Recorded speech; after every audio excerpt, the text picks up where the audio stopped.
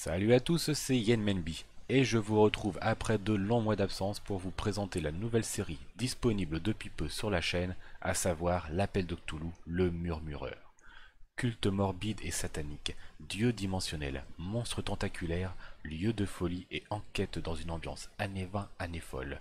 Tels sont les ingrédients qui font toute la substance de l'univers de Lovecraft. Les joueurs y incarneront non pas des aventuriers en quête de trésors, mais des investigateurs en quête de réponses qu'ils n'auraient peut-être pas dû trouver. One More incarnera l'archéologue Oscar O'Donovan. Le Blitzballer, lui, se chargera de William Willington, directeur d'un assez prestigieux musée de la ville d'Arkham. Mjolnir sera la fille de William, Wendy Willington, une experte en langue qui aide son père à tenir le musée. Elias, quant à lui, incarnera le grand docteur Peyton Paddington, et enfin Drazar sera le jeune journaliste Craig Carlton. Le système de jeu de l'Appel de Cthulhu se fait au descent, c'est-à-dire que les joueurs devront faire en dessous de la valeur demandée pour réussir leur jet.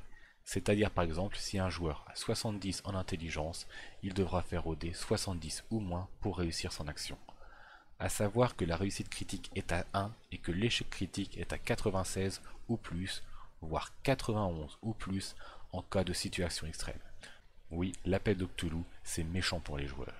Petite particularité de l'appel de Cthulhu, la jauge de santé mentale que possède chaque joueur. Un peu comme une seconde barre de vie, les joueurs confrontés aux phénomènes occultes et stressants perdront de la santé mentale, et si jamais celle-ci atteint 0, alors leur personnage deviendra fou et ne sera plus qu'un personnage non-joueur entre les mains sadiques du maître du jeu. Voilà rapidement ce que j'avais à dire en guise de vive présentation sur la série. Sachez juste aussi que dans l'univers de Lovecraft, il y a très peu de place au combat et à l'action épique. Ici, nous sommes plus dans un univers d'angoisse et un jeu d'enquête, donc quelque chose de bien plus calme.